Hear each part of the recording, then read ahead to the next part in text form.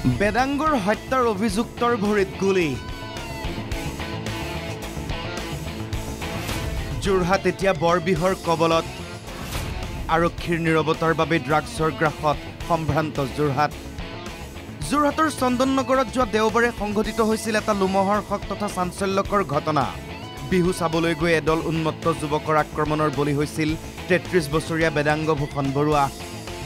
৩০ ঘণ্টাৰো অধিক সময় মৃত্যুৰে যুঁজি অৱশেষত মৃত্যু হৈছিল বেদাঙ্গৰ বিহু চাই ঘৰলৈ উভতি আহোঁতে দুটা পক্ষৰ কাজিয়া ভাঙিবলৈ গৈছিল বেদাঙ্গ কিন্তু যুৱকৰ দলটোৱে চোকা অস্ত্ৰৰে ভয়ানকভাৱে আক্ৰমণ কৰি ৰাজপথতে পেলাই থৈ গৈছিল বেদাঙ্গক ড্ৰাগছৰ বাবে সংঘটিত হৈছিল এই নৃশংস ঘটনা তীব্ৰ প্ৰতিক্ৰিয়াৰ পাছত আৰক্ষীয়ে গ্ৰেপ্তাৰ কৰিছিল 11 যুৱকক আটাই ড্ৰাগছ আসক্ত আৰু ড্ৰাগছৰ সৰবৰাহৰে জড়িত বুলি অভিযোগ কৰিছিল ৰাইজে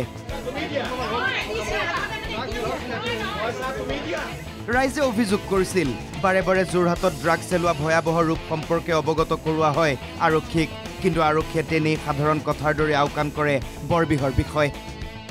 আপোনালোকে হয়তো ৰাতি নিউজ কৰিবলৈ গ'লে কেনেকুৱা ধৰণৰ কিছুমান অঞ্চলত সোমাবলৈ হয়তো ভয় কৰে আৰু সেই এটা অঞ্চল তেনেকুৱা হৈছে চন্দননগৰ হেৰুৱাৰ আগতে আচলতে যদি ঘটনাবোৰ ল'লেহেঁতেন আজি এনেকুৱা অৱস্থা নহ'লহেঁতেন 15 পৰা 20 জনীয়া দৰ নিৰ্মমভাৱে প্ৰহাৰ কৰিছে মাথাত প্ৰহাৰ কৰাৰ ফলতে আজি পুৱা ঢুকাইছে হয় ড্ৰাগছ আসক্ত সকলোৱে জানে তাত কোন ড্ৰাগছ আসক্ত কেনেকৈ আছে কোন পেডলাৰ ঘূৰি ফুৰিছে সকলোৱে জানে অপেন চিক্ৰেট ক'ত ঘাটি আছিলে আপোনালোকে জানে আগতে চোলাধৰা অঞ্চলত আছিলে এতিয়া গোটেই শিফ্ট হৈছে যোৰহাট আমাৰ চন্দননগৰ অঞ্চলত আজি 6-7 মাহৰ পৰা আমি কথা কৈয়ে আছোঁ কণ্টিনিউৱাছ যে কি ড্ৰাগছৰ আসক্তৰ কেনেকুৱা ধৰণৰ মানে গোটেই আগ্ৰাসন চলি পেলাই মানে একদম গোটেই চেছ কৰি পেলাইছে নৱপ্ৰজন্ম কণ্টিনিউৱাছ স্মাৰকপত্ৰ দিয়া হৈছে আমাৰ সকলো ৰাইজৰ পৰা সকলো সংগঠনৰ পৰা কিন্তু নাই একো চকুমুদা কুলি হৈ চব বহি আছে বেদাঙ্গৰ মৃত্যুৰ পাছত ড্ৰাগছ মাফিয়াৰ বিৰুদ্ধে ওলাই আহিল স্থানীয় মহিলা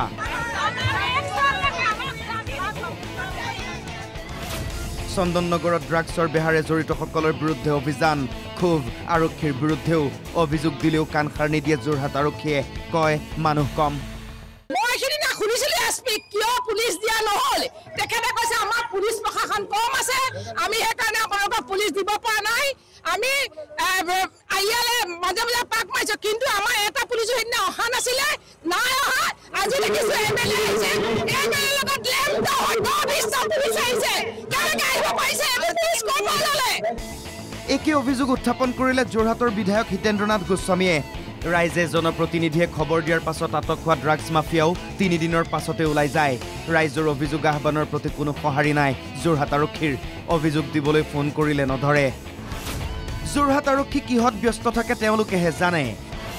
তালাচী ঘটনাস্থলীলৈ কেতিয়াবাহে যায় এছপি গুৰুতৰ অভিযোগ খুদ বিধায়কৰ গতিকে এইবিলাক হৈছে সৰুকৈ বিক্ৰী কৰা মানুহবিলাকক যদি তেনেকৈ এৰি দিয়ে এইটোতো নহয় তেওঁলোকে ইচ্ছা কৰি নকৰে এই জেনেৰেল মানুহক পিটি পেলাই মাৰি পেলাই এই ড্ৰাগছ এডিঅ'তে কিবা চৰটা খাইছেনে ভিতৰত তেওঁলোকৰ লগত পুলিচৰ এটা নেক্সাছ আছে বুলি মোক কৈ আছিল আজি মুখ্যমন্ত্ৰী আহিব মই যোৱাকালিও কিছু বাইট দিছোঁ মই সাধাৰণতে চৰকাৰখনৰ মানুহ মই চৰকাৰখনত ক'ৰবাত যদি ভুল কৰে কোনো প্ৰশাসনীয় বিষয় মই কেতিয়াও সেইটো টলাৰেট নকৰোঁ আমি একশ্যন ল'বই লাগিব মই কৈছোঁ এই আগৰ এছপিজন যিজন মীনা নেকি আছিল তেওঁৰ ওপৰতো বহুত ব্যৱসায়ীয়ে মানে তেওঁলোকৰ কিবা কথা আছিল তেওঁলোকে তেওঁক মানে বৰ ভাল পোৱা নাছিল কিন্তু he was a active person যি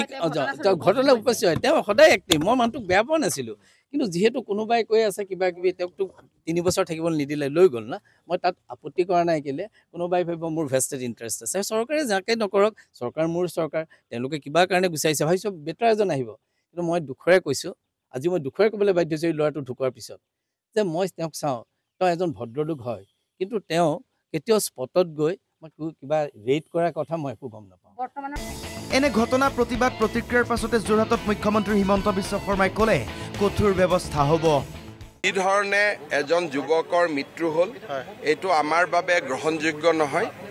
মই আৰক্ষী অধীক্ষকক ক'ম যে আমি কঠোৰৰ পৰা কঠোৰ ব্যৱস্থা গ্ৰহণ কৰিব লাগিব আৰু নিশাৰ ভাগলৈ যোৰহাটৰ বেদাঙ্গ হত্যাৰ মূল অভিযুক্ত আব্দুল নুৰ ওৰফে ৰিজুলৈ আৰক্ষীৰ গুলী অভিযানৰ সময়ত পলাবলৈ চেষ্টা কৰোঁতে গুলীচালনা কৰিলে আৰক্ষীয়ে ইয়াৰ পাছতে সংবাদমেল যোৰহাটৰ আৰক্ষী অধীক্ষক শ্বেতাংগ মিশ্ৰৰ নিশা দায়িত্বত থকা আৰক্ষীৰ সংখ্যা কমে নিৰ্বাচনী প্ৰচাৰৰ দায়িত্বতো ব্যস্ত আছে আৰক্ষী এতিয়া আহিছে মাজতে কিছুমান প্ৰব্লেম আছিলে এতিয়া আহিছে আৰু এতিয়া ইলেকশ্যন পিছত আপোনালোকে পাব যে আমাৰ ডিউটি ভালকে ইণ্টেনচিভলি চলে